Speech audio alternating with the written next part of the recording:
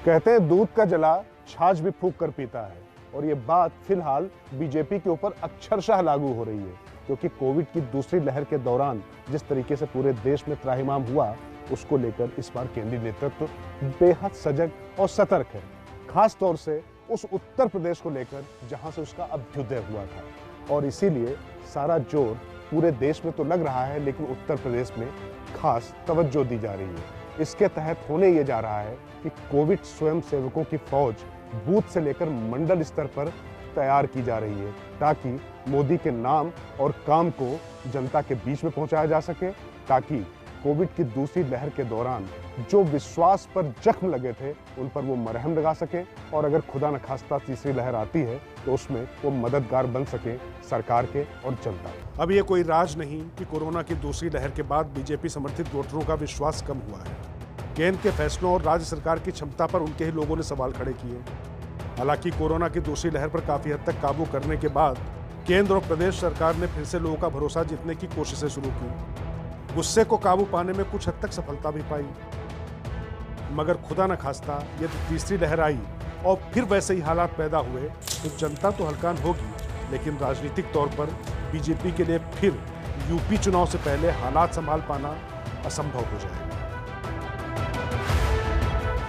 UP से सत्ता जाने का मतलब बीजेपी बखूबी समझती है, इसीलिए वैक्सीनेशन या तमाम जो चिकित्सीय इंतजाम है उनमें कोई भी मुरव्वत नहीं बरती जा रही है। खास बात यह है कि इसके लिए सरकार और संगठन के बीच में तालमेल भी स्थापित किया जा रहा है, क्योंकि पिछली बार जैसा हुआ था वैसा ना हो, तीसरी लहर यदि आ जाए तो इसीलिए सरकार और संगठन में अभी कुछ परिवर्तन भी हो सकते हैं। इस पर तो हम आगे बात करेंगे, लेकिन इस पूरी जो कवायद है इसका मतलब ये था कि जनता का भरोसा जीता जा सके, सीधे जनता से संवाद स्थापित किया जा सके।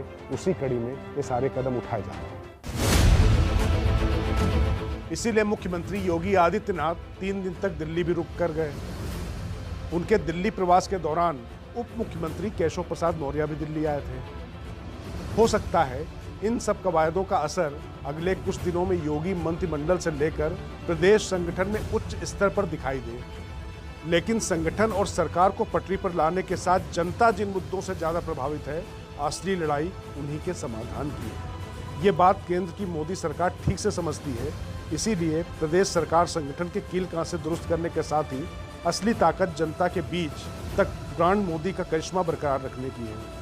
जो भरोसा जनता का पीएम पर है उसे और आगे तक ले जाने की जरूरत है। राज की बात यह है कि इसके लिए कोविड स्वयंसेवक 2 स्तर पर तैनात किए जा रहे हैं। पहले बूथ स्तर पर बीजेपी जिस तरह से चुनाव के दौरान बूथ पर अपने कार्यकर्ताओं की नियुक्ति करती है, वैसे ही हर बूथ पर 2 कोविड स्वयंसेवक नियुक्त किए जा रहे हैं। इसी तरह मंडल स्तर पर 5 स्वयंसेवकों की नियुक्ति हो रही है।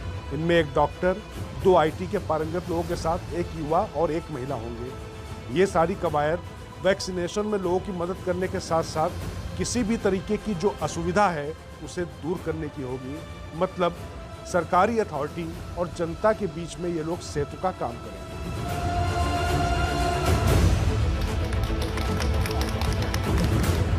जनता को जागरूक करने के साथ साथ ये लोग सुविधा तो देंगे ही, साथ ही कैसे केंद्र और प्रदेश सरकार उनकी सेहत के लिए फिक्रमंद है और तत्परता से कदम उठा रही है, इसे भी स्थापित करने का प्रयास हो।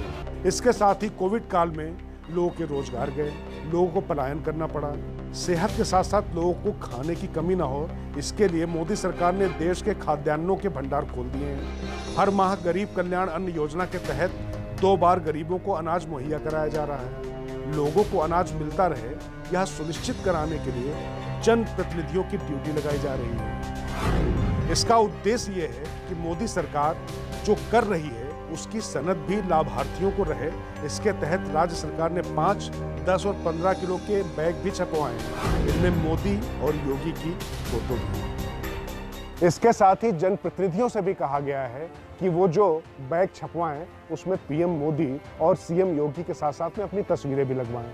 उद्देश्य ये है कि जनता तक जो राशन पहुंच रहा है या जो मदद पहुंच रही है उसकी डुगडुगी भी पीटी जा सके, ताकि जनता को ये पता हो कि सरकार उनकी सेहत से लेकर उनके पेट भरने तक का इंतजाम बखूबी कर रही है।